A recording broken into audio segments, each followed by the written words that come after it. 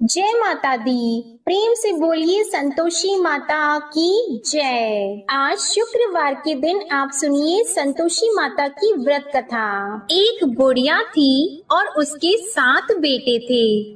6 बेटे कमाने वाले थे और एक बेटा निकम्मा था। बुढ़िया माँ 6 पुत्रों की रसोई बनाती, भोजन कराती और पीछे से जो कुछ बचता वो 7वें पुत्र को दे देती।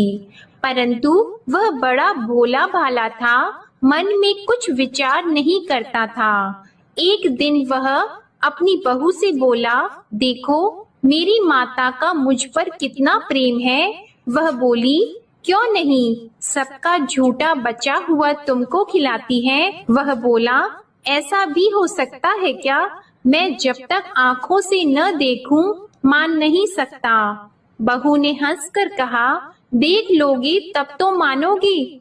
कुछ दिन बाद बड़ा त्योहार आया। घर में 7 प्रकार के भोजन और चूरमा के लड्डू बने। वह जांचने को सर के दर्द का बहाना कर पतला कपड़ा सिर पर ओढ़कर रसोई घर में सो गया और कपड़े में से सब देखता रहा। 6 भाई भोजन करने आए।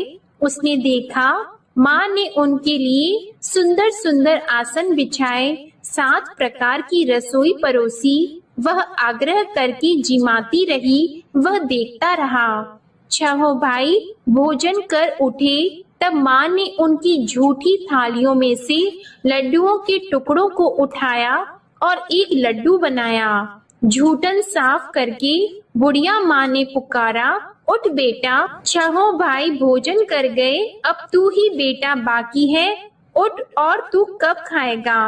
वह कहने लगा, माँ मुझे भोजन नहीं करना, मैं परदेश जा रहा हूँ। माता ने कहा, कल जाता तो आज ही जा। वह बोला, हाँ हाँ आज ही जा रहा हूँ। यह कहकर वह घर से निकल गया। चलते समय उसे बहू की याद आई। वह गौशाला में कंडे थाप रही थी। वह उसे जाकर बोला कि मेरे पास तो कुछ नहीं है, यह अंगूठी है, सो ले लो और अपनी कुछ निशानी मुझे दे दो। वह बोली कि मेरे पास क्या है, यह गोबर भरा हाथ है। यह कहकर उसकी पीठ में गोबर के हाथ की थाप मार दी और वह चल दिया। चलते चलते दूर देश में पहुंचा। वहां पर एक साहूकार की दुकान थी। वहां जाकर बोला, भाई मुझे नौकरी पर रख लो। साहूकार को नौकर की जरूरत थी। साहूकार उससे बोला, तू नौकरी पर रह जा। लड़के ने पूछा, तनख्वाह क्या रहेगी? साहूकार ने कहा, काम देखकर दाम मिलेंगे। साहूकार की नौकरी मिल गई। वह सवेरे 6 बजे से रात्रि 12 बजे तक नौकरी करने लगा। कुछ दिनों में दुकान का लेन देन, हिसाब किताब, ग्राहकों को माल बेचना, सारा काम करने लगा। साहूकार के 7-8 नौकर थे। वे सब चक्कर खाने लगे कि यह नया नौकर बहुत होशियार बन गया है। सेठ ने भी काम देखा और 3 महीने के अंदर ही उसे मुनाफे का साझीदार बना लिया। 12 वर्ष में वह नामी सेठ बन गया और मालिक सारा कारोबार उस पर छोड़कर बाहर चला गया। अब बहू पर क्या बीती वह सुनो। सास ससुर उसे दुख देने लगे। सारी गृहस्थी का काम करा के उसे लकड़ी लेने जंगल में भेजते। इस बीच घर की रोटियों के आटे से भी जो भूसी निकलती उसकी रोटी बनाकर रख दी जाती और फूटे नारियल की नरेली में पानी। इस तरह दिन बीतते रहे। एक दिन वह लकड़ी लेने जा रही थी कि रास्ते में बहुत सी स्त्रियां संतोषी माता का व्रत करती दिखाई दी। वहां यह खड़ी होकर कहने लगी, बहनों, यह तुम किस देवता का व्रत करती हो और इसके करने से क्या फल होता है? इस व्रत के करने की क्या विधि है? यदि तुम अपने इस व्रत का विधान मुझे समझाकर कहोगी तो मैं तुम्हारा बड़ा एहसान मानूंगी। तब उनमें से एक स्त्री बोली, सुनो, यह संतोषी माता का व्रत है। इसके करने से निर्धनता दरिद्रता का नाश होता है, लक्ष्मी आती है, मन की चिंताएं दूर होती हैं, घर में सुख होने से मन को प्रसन्नता और शांति मिलती है। निपुत्री को पुत्र मिलता है, प्रीतम बाहर गया हो तो शीघ्र आता है। कुंवारी कन्या को मन पसंद वर मिलता है। राजद्वार में बहुत दिनों से मुकदमा चलता हो तो वह भी खत्म होता है। कलह क्लेश की निवृत्ति हो, सुख शांति हो, घर में धन जमा हो, पैसा जायदाद का लाभ हो और भी मन में जो कुछ कामना हो वह सब इस संतोषी माता की कृपा से पूरी होती है। स्त्री कहने लगी, 1.25 आने का गुड़ चना लेना, इच्छा हो तो 5.25 आने का लेना या 1.25 रुपए का भी, सहूलियत के अनुसार ही लेना, बिना परेशानी श्रद्धा और प्रेम से जितना भी बन सके सवाया लेना। 5.25 पैसे से 5.25 आने तथा इससे भी ज्यादा शक्ति और भक्ति के अनुसार ले लेना। हर शुक्रवार को निराहार रहकर कथा कहना और सुनना। इसके बीच क्रम टूटे नहीं, लगातार नियम पालन करते रहना। सुनने वाला कोई न मिले तो घी का दीपक जलाकर उसके आगे जल के पात्र को रखकर कथा कहना, परंतु नियम न टूटे। जब तक कार्य सिद्ध न हो नियम पालन करना और कार्य सिद्ध हो जाने पर व्रत का उद्यापन करना। 3 मास में माता फल पूरा करती है। यदि किसी के खोटे ग्रह हो तो भी माता 1 वर्ष में अवश्य कार्य सिद्ध करती हैं।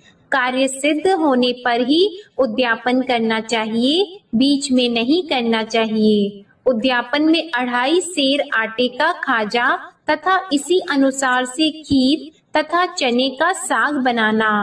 8 लड़कों को भोजन कराना। जहाँ तक मिले देवर जेठ भाई बंधु कुटुंब के लड़के लेना, न मिले तो रिश्तेदारों और पड़ोसियों के लड़के बुलाना। उन्हें भोजन कराकर यथाशक्ति दक्षिणा देना और माता का नियम पूरा करना। उस दिन घर में कोई खटाई नहीं बनाना। यह सब सुनकर बुढ़िया की बहू वहां से चल दी। रास्ते में लकड़ी के बोझ को बेच दिया और उन पैसों से गुड़ चना लेकर माता के व्रत की तैयारी करने लगी। आगे चली और सामने मंदिर है। यह सुनकर माता के मंदिर में जाकर माता के चरणों में लौटने लगी। इसके बाद वह माँ से विनती करने लगी कि हे माँ, मैं निपट मूर्ख हूँ, व्रत के नियम कुछ नहीं जानती हूँ, मैं बहुत दुखी हूँ। हे माता जग जननी, मेरा दुख दूर करो, मैं आपकी शरण में हूँ। माता को दया आई। एक शुक्रवार बीता कि दूसरे शुक्रवार को ही इसके पति का पत्र आया और तीसरे को उसका भेजा हुआ पैसा भी आ पहुंचा। यह देखकर जेठानी मुंह सिकोड़ने लगी। इतने दिनों में इतना पैसा आया, इसमें क्या बढ़ाव है। लड़के ताने देने लगे कि काकी के पास अब पत्र आने लगे, रुपए आने लगा, अब तो काकी की खातिर बढ़ जाएगी, अब तो काकी बुलाने से भी नहीं बोलेगी। बेचारी सरलता से यह कहती है कि भैया पत्र आएगा, रुपए आएंगे तो हम सबके लिए अच्छा है। ऐसा कहकर आंखों में आंसू भरकर संतोषी माता के मंदिर में आकर मातेश्वरी के चरणों में गिरकर रोने लगी। माँ, मैंने तुमसे पैसा नहीं मांगा, मुझे पैसे से क्या काम है, मुझे तो अपनी सुहाग से काम है, मैं तो अपने स्वामी की दर्शन और सेवा मांगती हूँ। तब माता ने प्रसन्न होकर कहा, जा बेटी, तेरा स्वामी आएगा। यह सुनकर खुशी से वह बावली होकर घर जाकर काम करने लगी। अब संतोषी माँ विचार करने लगी, इस भोली पुत्री से मैंने कह तो दिया कि तेरा पति आएगा, पर आएगा कहाँ से? वह तो इसे स्वप्न में भी याद नहीं करता। इसे याद दिलाने तो मुझे ही जाना पड़ेगा। इस तरह माता उस बुढ़िया के बेटे के पास जाकर स्वप्न में प्रकट होकर कहने लगी, साहूकार के बेटे, सोता है या जागता है? वह कहता है, माता सोता भी नहीं हूँ, जागता भी नहीं हूँ, बीच में ही हूँ, कहो क्या आज्ञा है। माँ कहने लगी, तेरा घर बार है या नहीं? वह बोला, मेरा सब कुछ है माता, माँ बाप भाई बहन बहू क्या कमी है? माँ बोली, पुत्र तेरी घरवाली कष्ट उठा रही है, माँ बाप उसे दुख दे रहे हैं, वह तेरे लिए तरस रही है, तू उसकी सुध ले। वह बोला, हाँ माता, यह तो मुझे मालूम है, परंतु जाऊं कैसे? परदेश की बात है, लेन देन का कोई हिसाब नहीं, कोई जाने का रास्ता नजर नहीं आता, कैसे चला जाऊं? माँ कहने लगी, मेरी बात मान, सवेरे नहा धोकर संतोषी माता का नाम लेकर घी का दीपक जलाकर दंडवत कर दुकान पर जा बैठना। देखते देखते तेरा लेन देन चुक जाएगा, जमा माल बिक जाएगा, सांझ होते होते धन का ढेर लग जाएगा। अब तो वह सवेरे बहुत ही जल्दी उठकर मित्र बंधुओं से अपनी सपने की बात कहता है। वे सब उसकी बात अनसुनी करके खिल्ली उड़ाने लगे। कहीं सपने भी सच्चे होते हैं? एक बूढ़ा बोला, देख भाई मेरी बात मान, इस तरह साच झूठ कहने के बदले देवता ने जैसा ही कहा है वैसा ही करना, तेरा क्या जाता है। अब बूढ़े की बात मानकर वह नहा धोकर संतोषी माता को दंडवत कर घी का दीपक जलाकर दुकान पर जा बैठता है। थोड़ी देर में वह क्या देखता है कि देने वाले रुपया लाए, लेने वाले हिसाब लाए। कोठे में भरे सामानों के खरीदार नगद में सौदा करने लगे। शाम तक धन का ढेर लग गया। मन में माता का नाम लेकर प्रसन्न होकर घर जाने के वास्ते गहना कपड़ा सामान खरीदने लगा। यहाँ के काम से निपट घर को रवाना हुआ। उधर बहू बेचारी जंगल में लकड़ी लेने जाती है। लौटते वक्त माताजी के मंदिर पर विश्राम करती है। वह तो उसका रोज रुकने का स्थान ही था। दूर धूल उड़ती देखकर वह माता से पूछती है, हे माता, यह धूल कैसे उड़ रही है? माँ कहती है, हे पुत्री, तेरा पति आ रहा है, अब तू ऐसा कर, लकड़ियों के 3 बोझ बना ले, एक नदी के किनारे रख, दूसरा मेरे मंदिर पर और तीसरा अपने सिर पर रख। तेरे पति को लकड़ी का गट्ठा देकर मोह पैदा होगा, वह यहाँ रुकेगा, नाश्ता पानी बनाकर खाकर माँ से मिलने जाएगा। तू लकड़ी का बोझ उठाकर जाना और बीच चौक में गट्ठा लाकर 3 आवाजें जोर से लगाना। लो सासू जी, लकड़ियों का गट्ठा लाई हूँ, भूसी की रोटी दो, नारियल के खोपड़े में पानी दो, आज कौन मेहमान आया है? माँ की यह बात सुनकर वह बहुत अच्छा माता जी कहकर प्रसन्न मन होकर लकड़ियों के 3 गट्ठे ले आई। एक नदी के तट पर एक माता के मंदिर पर रखा। इतने में ही वह मुसाफिर आ पहुंचा। सूखी लकड़ी देखकर उसकी इच्छा हुई कि अब यहीं निवास करें और भोजन बनाकर खा पीकर गांव जाएं। इस प्रकार भोजन बनाकर विश्राम लेकर गांव को गया। उसी समय बहू सिर पर लकड़ी का गट्ठा लिए आती है।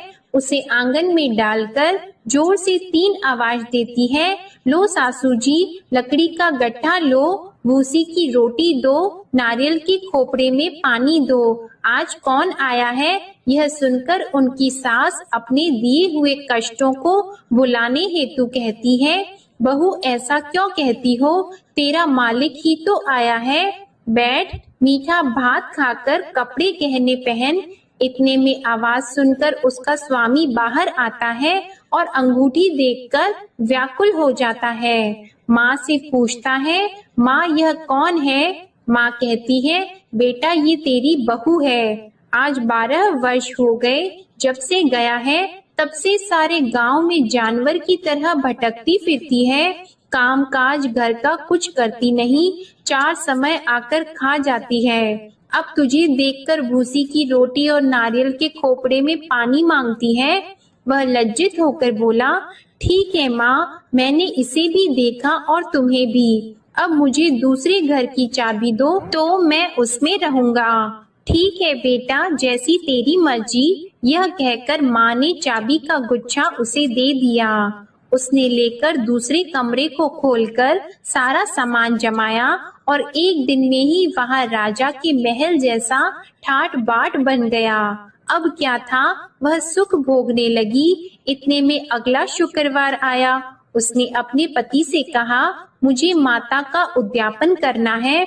उसका पति बोला, बहुत अच्छा, कर लो, अपनी खुशी से यह भी कर लो। तुरंत ही वह उद्यापन की तैयारी करने लगी। जेठ के लड़के को भोजन के लिए कहने लगी। उसने मंजूर किया, परंतु पीछे जेठानी अपने बच्चों को सिखाती है, देखो भोजन के समय सब लोग खटाई मांगना, जिससे इसका उद्यापन पूरा न हो। लड़के खाना खाने आए, खीर पेट भरकर खाई, परंतु बात याद आते ही कहने लगे, हमें कुछ खटाई खाने को दो, खीर खाना हमें भाता नहीं, यह देखकर अरुचि होती है। बहू कहने लगी, खटाई किसी को नहीं दी जाएगी, यह तो संतोषी माता का प्रसाद है। लड़के उठकर खड़े हुए और बोले, पैसे लाओ। भोली बहू कुछ जानती नहीं थी, सो उन्हें पैसे दे दिए। लड़के उसी समय उठकर इमली लेकर खाने लगे। यह देखकर बहू पर माता ने कोप किया। राजा के दूत उसके पति को पकड़कर ले गए और जेठ जेठानी मन माने खोटे वचन कहने लगे। लूट लूट कर धन इकट्ठा कर लाया था, सो राजा के दूत उसे पकड़कर ले गए हैं। अब सब मालूम हो जाएगा जब जेल की रोटी खाएगा। बहू से यह वचन सहन नहीं हुआ। रोती रोती माता के मंदिर में गई और बोली, हे माता, तुमने यह क्या किया?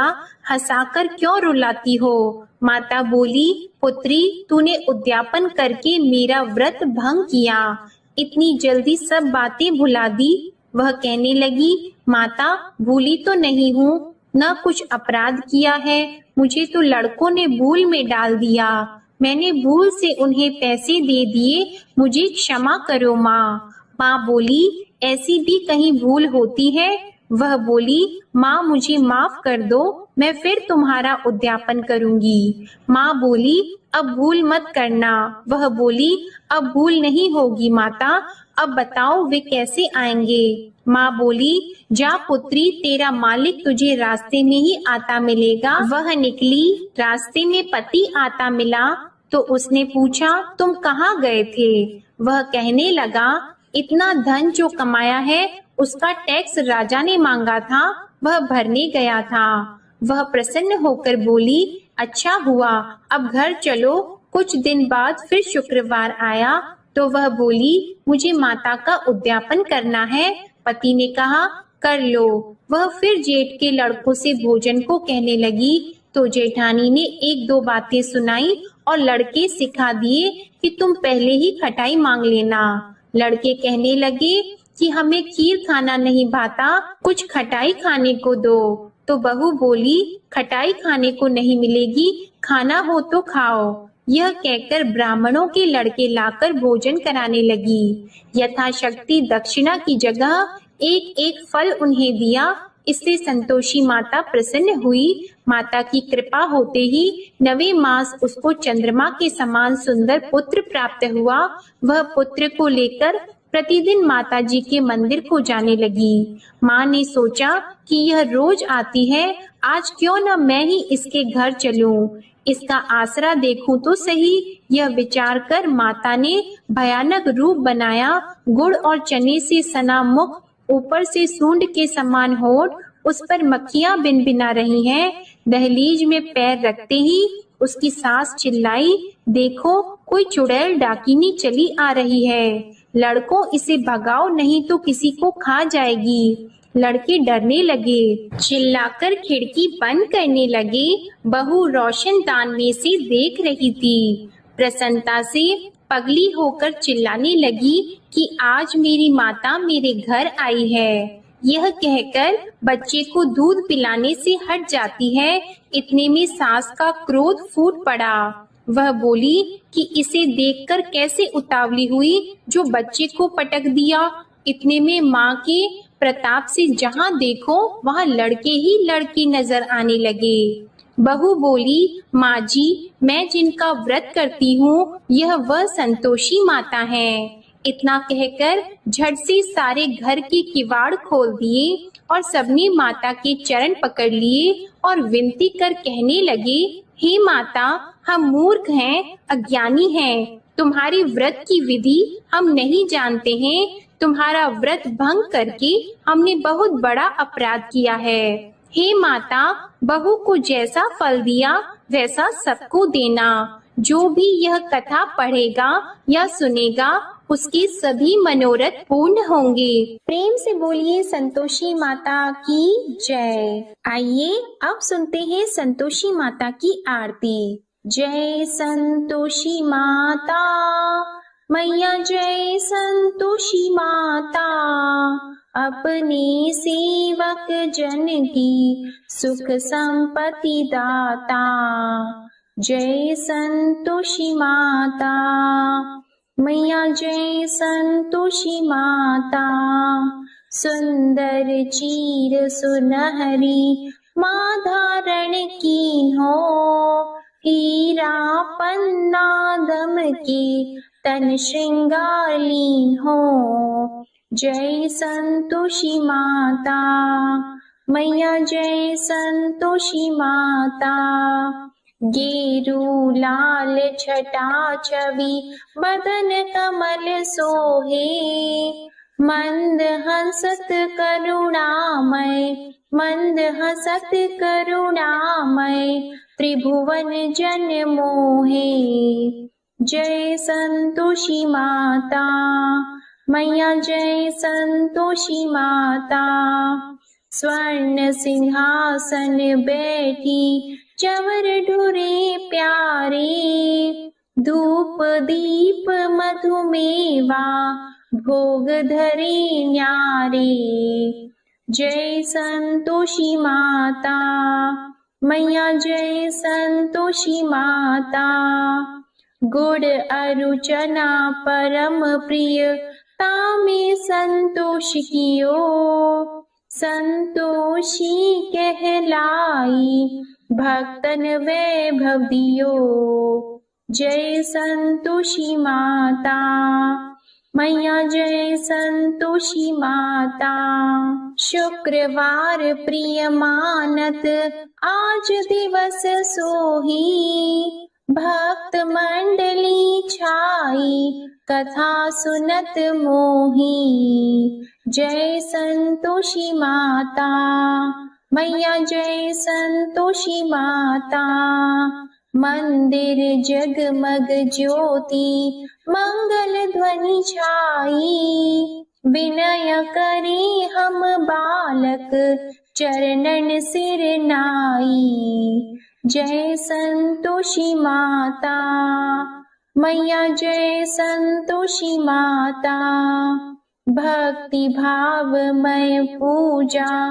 अंगीकृत कीजिए। जो मन बसे हमारी इच्छा फल दीजिए। जय संतोषी माता मैया, जय संतोषी माता, दुखी दरिद्री रोगी संकट मुक्त किए। बहु धन धान्य भरे घर सुख सौभाग्य दिए। जय संतोषी माता मैया, जय संतोषी माता, ध्यान धरियो जिस जन ने मन वांछित फल पायो।